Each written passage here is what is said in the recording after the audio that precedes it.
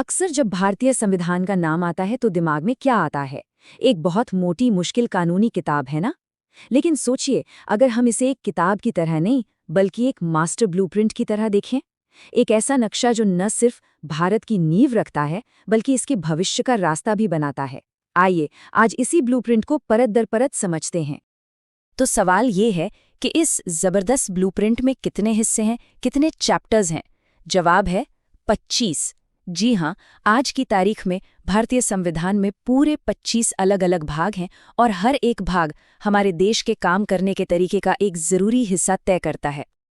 पर यहाँ एक दिलचस्प बात है, ये नंबर हमेशा से 25 नहीं था। जब हमारा संविधान बना था तब इसमें 22 भाग थे। तो ये 3 भाग कहाँ से आए? असल में जैसे जैसे देश बदला, उसकी ज़रूरतें बदलीं, वैसे वैसे इसमें नए हिस्से जोड़े गए।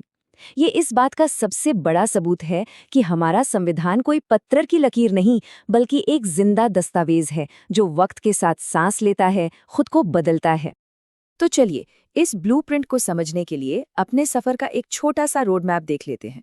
हम बात करेंगे कि ये ब्लूप्रिंट आखिर है क्या, फिर इसकी नींव यानी देश और नागरिकों को समझेंगे।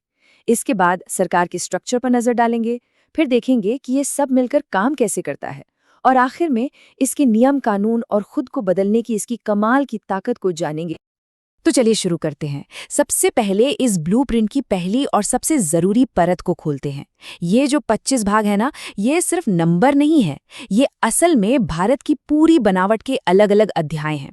हर चैप्टर देश के एक खास पहलू को समझाता है। हमारी सरकार कैसे चलेगी, हमारे अधिकार क्या होंगे, सब कुछ। अब देखिए, किसी भी बड़ी इमारत की तरह एक देश की शुरुआत भी एक मजबूत नींव से होती है। हमारे संविधान के शुरुआती कुछ भाग बिल्कुल यही काम करते हैं। पार्ट 1 संघ और उसका राज्य क्षेत्र, ये बताता है कि भारत की जमीन कहाँ तक है, मतलब इंडिया असल में है क्या। और फिर पार्ट 2 नागरिकता, ये तय करता है कि इस महान देश का नागरिक कौन कहलाएगा। लेकिन ये नींव सिर्फ जमीन और लोगों की नहीं है, ये उनके अधिकारों की भी है, उनकी आज़ादी की है। और यहीं आता है पार्ट 3 हमारे मौलिक अधिकार। सच कहें तो ये हमारे लोकतंत्र की आत्मा है। ये वो अधिकार हैं जो हर नागरिक को सिर उठाकर बराबरी और आज़ादी के साथ जीने का हक देते हैं। पर हाँ, अधिकार अकेले तो नहीं आते, उनके साथ कुछ जिम्मेदारियां भी होती हैं ना। यहीं पर सामने आता है पार्ट 4A, यानी हमारे मूल कर्तव्य। ये हमें याद दिलाता है कि एक नागरिक होने के नाते देश के प्रति हमारे भी कुछ फर्ज हैं। तो देखिए हमारा ब्लूप्रिंट कितना कमाल का है, अधिकारों और कर्तव्यों के बीच एक शानदार बैलेंस बनाता है। चलिए, नींव तो बन गए, अब इस ब्लूप्रिंट के अगले हिस्से पर चलते हैं, वो हिस्सा जो देश को चलाने वाली पूरी मशीनरी को खड़ा करता है। अब वक्त है इस मजबूत नींव पर एक शानदार ढांचा बनाने का। और ये स्लाइड इस ढांचे को बहुत अच्छे से दिखाती है। सबसे ऊपर है पार्ट वी, जो सेंट्रल गवर्नमेंट यानी संघ का पूरा खाका तैयार करता है। फिर आता है पार्ट 6, जो राज्यों की सरकारों की बनावट को तय करता है। और फिर जो बहुत ही जरूरी है पार्ट 9, जो पंचायतों के जरिए शासन को सीधे गांव तक ले जाता है। मतलब दिल्ली से लेकर देश के छोटे से छोटे गांव तक हर चीज इस ब्लूप्रिंट में पहले से ही तय है। तो ठीक है, हमारे पास सरकार के अलग अलग लेवल तो हो गए, पर ये सब एक साथ मिलकर काम कैसे करते हैं? कहीं आपस में टकरा तो नहीं जाएंगे? ब्लूप्रिंट का अगला हिस्सा बस इसी सवाल का जवाब देता है। ये वो धागा है जो इन सभी मोतियों को एक साथ पिरोकर एक मजबूत देश बनाता है। इसको ऐसे समझिए जैसे किसी इमारत की वायरिंग और प्लम्बिंग हो।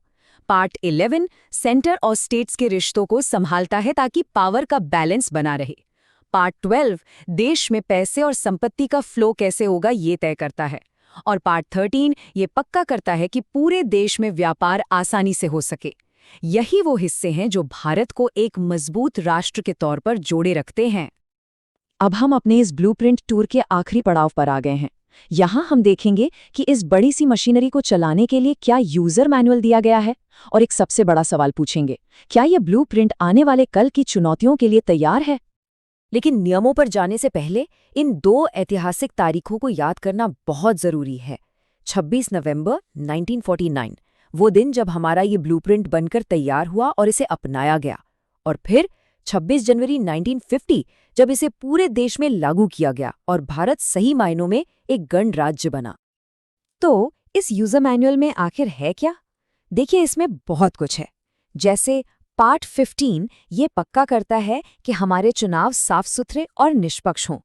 पार्ट 17 हमारी राजभाषा के बारे में बताता है और पार्ट 18 देश पर आने वाले किसी भी बड़े संकट के लिए इमरजेंसी के नियम तय करता है। और ये सब हमें एक बहुत बड़े सवाल पर ले आता है। क्या ये संविधान, ये ब्लूप्रिंट परमानेंट है? क्या इसे कभी बदला नहीं जा सकता? या फिर इसमें वक्त के साथ ढलने की कोई गुंजाइश है?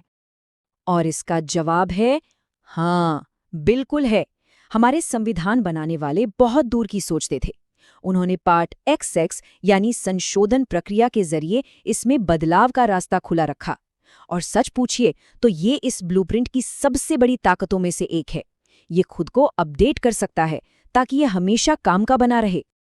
तो आखिर में हम ये कह सकते हैं कि भारतीय संविधान के ये 25 भाग सिर्फ नियम कानून की एक किताब नहीं है। ये सब मिलकर एक जिंदा, सांस लेता हुआ दस्तावेज बनाते हैं। एक ऐसा ब्लूप्रिंट जो सिर्फ एक देश बनाने के लिए नहीं, बल्कि उसके लगातार आगे बढ़ते रहने के लिए डिजाइन किया गया है।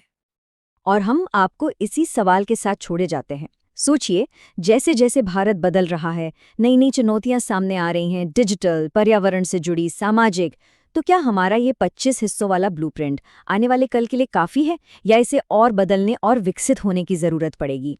ये एक ऐसा सवाल है जिस पर हम सबको सोचना चाहिए।